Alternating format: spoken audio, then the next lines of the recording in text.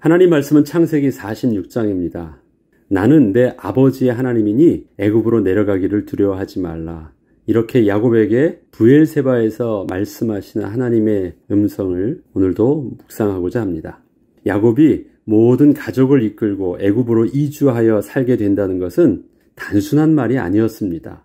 그동안 목축의 특성상 이동을 하면서 사는 것이 익숙했었고 또 몇 차례 흉년으로 인해서 이주를 했던 경험도 있었지만 지금 야곱이 모든 가족과 가축을 이끌고 애굽으로 떠난다는 것은 기존의 이동과는 근본적으로 다른 것이었기 때문에 그렇습니다. 셀을 다운했던 것을 완전히 뿌리를 뽑아가지고 완전히 이사하는 거예요.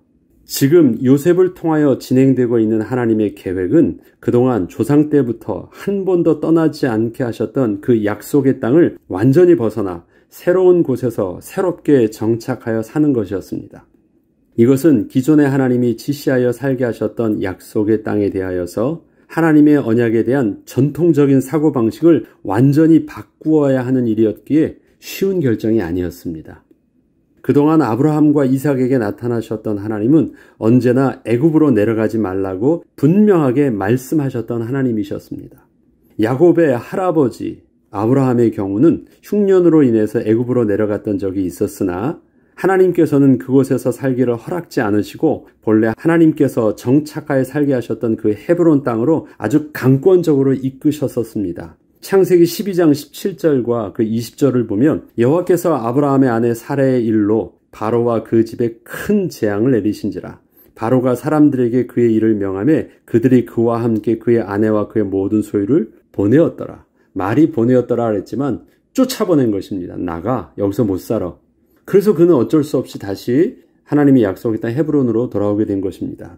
또한 아버지 이삭의 경우도 흉년으로 고민되어 다시 남쪽으로 내려가려고 할 때 하나님께서는 직접 나타나셔서 애굽으로 가지 말고 그랄 지역 이상은 벗어나지 않도록 말씀하시기도 하셨습니다. 이것은 창세기 26장 1절로 5절에 나와 있는 말씀인데 아브라함 때의 첫 흉년이 들었더니 그 땅에 또 흉년이 들매, 그러니까 하나님께서 아브라함과 하셨던 것을 반복적으로 또 이삭에게도 그렇게 강조하면서 말씀하셨다라는 것입니다.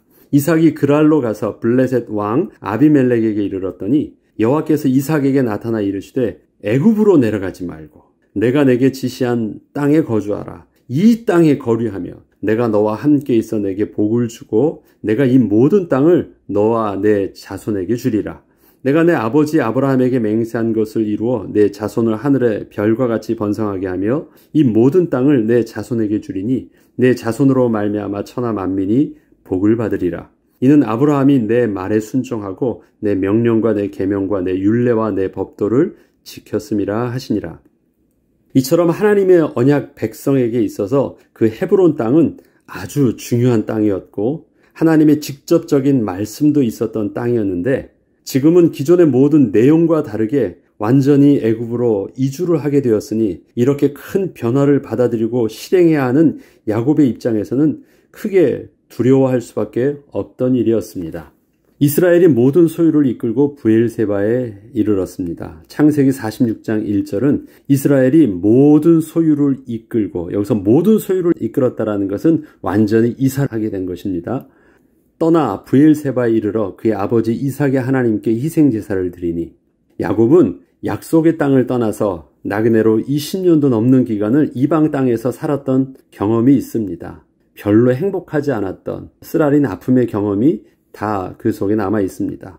또한 형과의 마찰을 피하려고 아버지 이삭이 살고 있는 그 헤브론 땅으로 직접 들어가지 않고 가나안의 접경지대에 정착하여 살려고 했다가 가족 전체가 몰살당할 위기에 처했던 기억도 가지고 있었습니다. 그리고 그때에 결국은 하나님께서 말씀하신 대로 그 약속의 땅으로 이끄셨던 하나님의 인도하심을 분명하게 기억하고 있었습니다.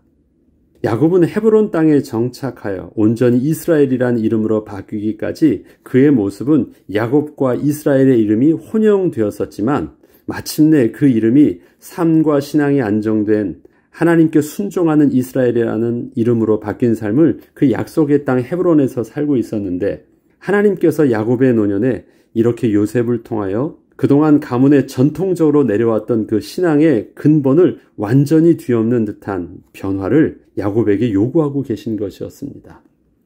지금 이스라엘이 도착한 브엘세바는 야곱의 할아버지 아브라함과 아버지 이삭에게 있어서 아주 중요했던 장소였습니다.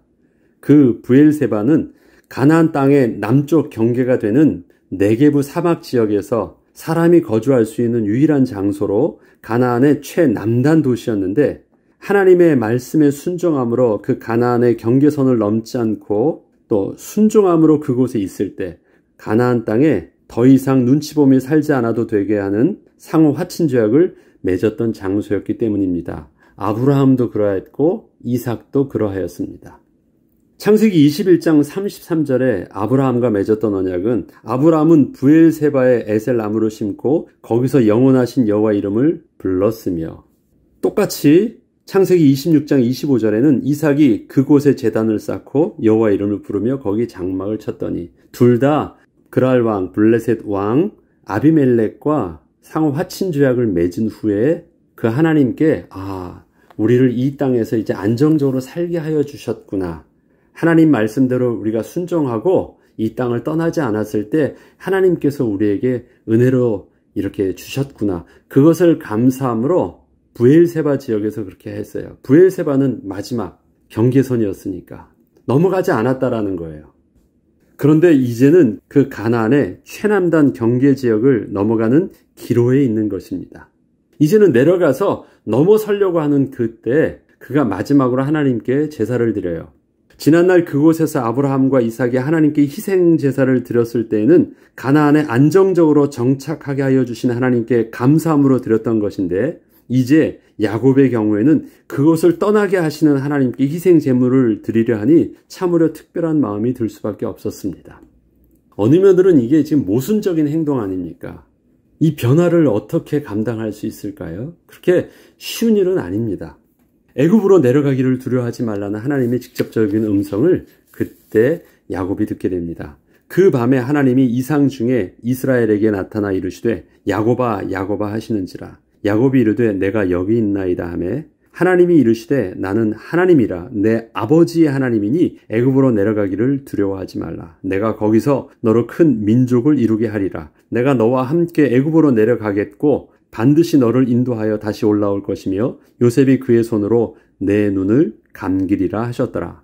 하나님이 이스라엘에게 나타나셔서 야곱이라 부르시고 있습니다. 분명히 신앙적으로는 안정적으로 변화된 이스라엘이 맞는데, 하나님께서는 그 이스라엘에게 다시 야곱의 이름으로 부르시는 것입니다. 이것은 지금 이스라엘이 기존의 전통적인 하나님의 언약과 신앙의 방식을 뒤집는 그 변화를 맞고 있었기 때문에 그 마음에 일어나고 있는 확신할 수 없는 두려움과 의심을 어쩌면 당연한 것임을 이스라엘에게 야곱이라 부르시면서 이해하신다는 표현을 하신 것입니다. 이것은 이스라엘이 또다시 지난날의 야곱으로 돌아가는 불신앙의 모습을 보여주는 것이 아니셨습니다.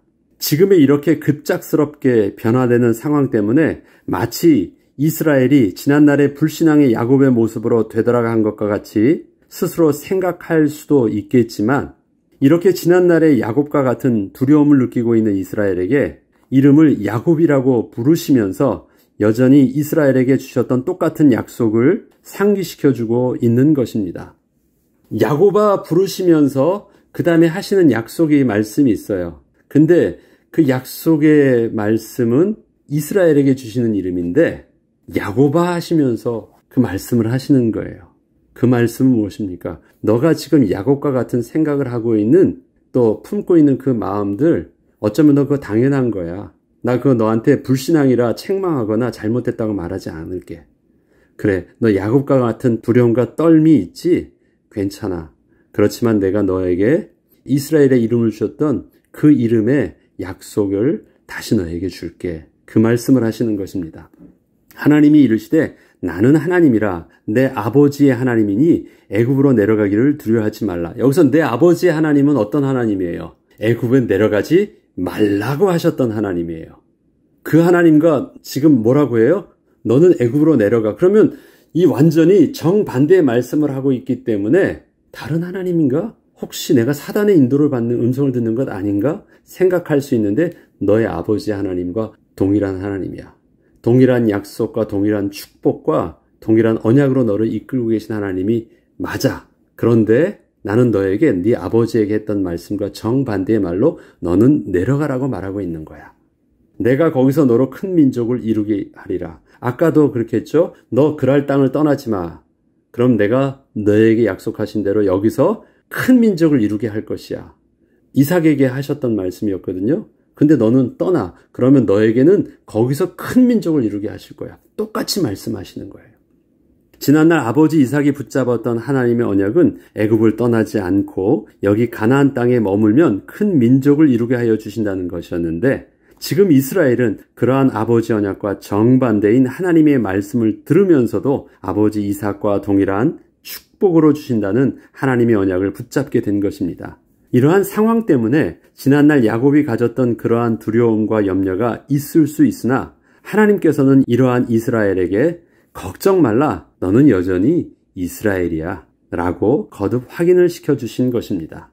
그것이 하나님이 이스라엘에게 나타나셔서 야곱아 라고 말씀하시는 것이에요. 내가 반드시 너와 함께 올라올 것이야 약속하십니다.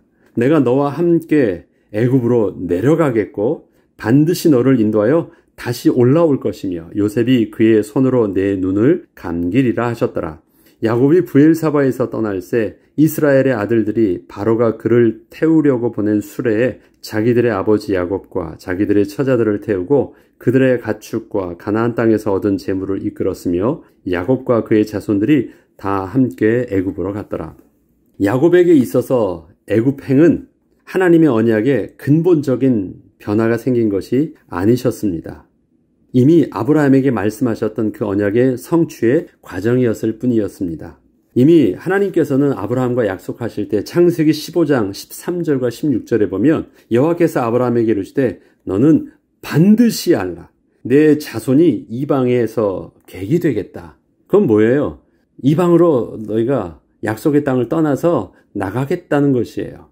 그들을 섬기겠고 그들은 400년 동안 내 자손을 괴롭히리니 그들이 섬기는 나라를 내가 징벌할지며 그 후에 내 자손이 큰 재물을 이끌고 나오리라. 내 자손은 4대 만에 이 땅으로 돌아오리니 이는 아모리 족속의 죄악이 아직 가득 차지 아니함이니라. 분명히 4대 만에 다시 돌아올 것을 말씀하셨어요. 그 기간이 400년이 걸린대요. 지금 야곱을 통해서 떠나게 하시는 그 기간이 돌아오기까지 400년이 걸리는 기간이지만 이것은 분명히 처음부터 하나님의 신실하신 언약과 하나님의 구원의 섭리 속에서 계획하신 일들이 진행되고 있었던 것입니다. 야곱의 입장에서는 큰 변화의 기로에 서 있는 것처럼 느껴졌지만 하나님의 언약은 이미 아브라함을 부르셨을 때부터 1.1획도 틀림이 없이 신실하게 진행하고 계셨던 것입니다. 야곱에게 진행되고 있던 이러한 급진적인 변화들은 하나님께서 야곱을 통하여 하나의 부족에서 세상 이방 나라를 향하여서 그 모델이 되는 거룩하신 하나님의 나라를 만드시고자 하시는 하나님의 크신 뜻 안에서 이루어진 일이었습니다. 야곱은 지금 그 땅을 이동하는 변화도 겪지만 또 애굽에서는 어떤 또 큰 변화를 겪습니까? 한 명의 자손이 아닌 12아들 전체가 바로 하나님의 언약의 백성으로 또 축복을 받게 되는 그 축복 기도를 야곱이 해줍니다. 야곱과 에서의 경우를 보죠. 야곱이 아버지를 속여서 하나님의 축복을 받아요.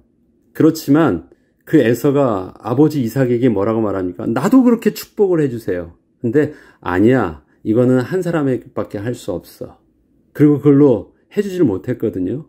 근데 야곱의 경우는 어떻게 해요? 그렇게 자기 혼자 받았던 축복을 요셉에게만 해주지 않아요. 12아들에게 다 해줍니다. 이게 야곱의 축복이에요. 이거 굉장한 변화예요. 어떻게 그렇게 할 수 있었을까요?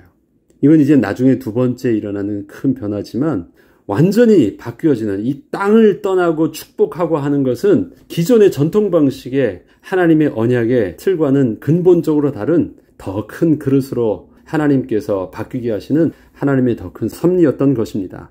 기존의 틀을 깬다는 것이 쉬운 일이 아니었으나 여전히 하나님을 신뢰함으로 온전히 인도함을 받을 수 있었던 이스라엘은 마침내 모든 가족을 이끌고 애굽으로 가는 길을 나설 수 있었습니다. 우리의 신앙은 결코 변질되어서는 안 됩니다. 그러나 언제나 변함없이 하나님의 언약 안에서 우리를 신실하게 이끄시고 계시는 하나님의 인도하심을 따라 오늘도 우리를 이 시대 하나님 나라를 회복해 나가신데 쓰임받기를 요구하시는 하나님의 그 시대적 요청 속에서 지속적으로 우리의 그릇을 넓히며 날마다 새롭게 변화되는 또 갱신되는 축복을 우리는 누려야 합니다. 어저께까지 주셨던 그 하나님의 응답을 내가 고집함으로 이것만이 옳은 것이야 라고 말할 수 없는 하나님의 더 큰 변화된 삶의 방식과 그릇의 모습들이 있어요. 복음은 변화되지 않는데 그 복음을 이루시는 그 시대적인 하나님의 요청 속에서의 모습들은 굉장히 다른 모습으로 다양하게 진행되어집니다.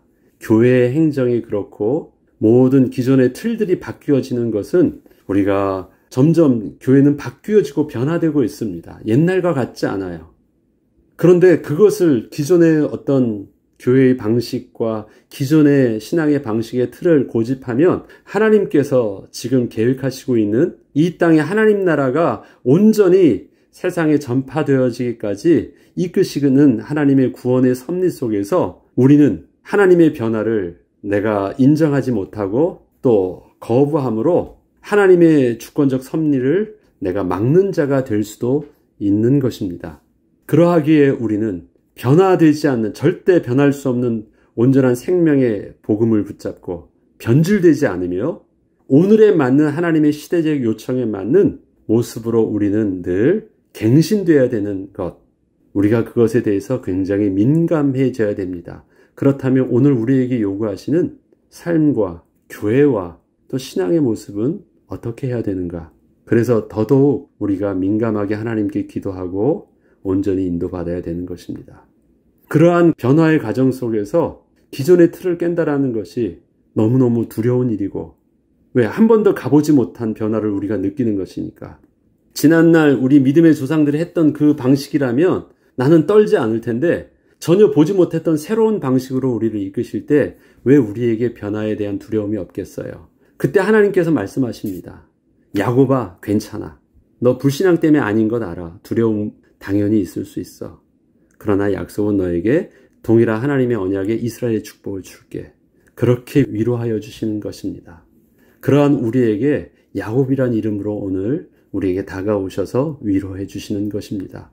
오늘의 우리의 변화를 통해서 두려워하는 우리의 모습 속에서 정직하게 하나님 앞에 나의 연약함을 인정하고 그러할지라도 성령 하나님의 도우심 가운데 온전히 갱신됨을 내가 순정함으로 맞아들이겠습니다. 나를 이끌으시고 선하신 길로 인도하여 주시옵소서. 그렇게 기도하고 또 새롭게 변화된 또 갱신된 은혜의 축복을 누리는 저와 여러분 되길 주 이름으로 축복합니다. 기도하겠습니다. 하나님은 야곱에게 이스라엘의 이름을 주셨고 이스라엘의 또 변화된 모습까지 이끌어 주셨습니다. 그 이스라엘에게 지난날의 야곱처럼 두려워할 수밖에 없는 변화의 시간표를 주셨을 때 하나님은 그 이스라엘에게 책망치 아니하시고 그러한 이스라엘에게 야곱이라 이름을 부르시며 여전히 붙들어 주셨습니다. 하나님, 우리에게서도 그러한 연약함이 매일매일 지난날의 나의 불신앙의 모습처럼 드러내 보여 낙심하며 실망할 때가 있습니다. 야곱에게 그렇게 다가가셨던 것처럼 우리에게도 그렇게 다가오셔서 우리의 마음을 붙들어 주시고 위로하여 주시고 잠잠히 이끌어 주셔서 마침내 이 시대에 우리를 통해서 변화된 시대적 요청에 쓰임받는 거룩한 주의 일꾼으로 주님 부르시는 그날까지 끝까지 사용함을 받을 수 있도록 쓰임받도록 은혜를 내려주옵소서. 감사드리며 우리 주 예수 그리스도 이름으로 기도합니다. 아멘.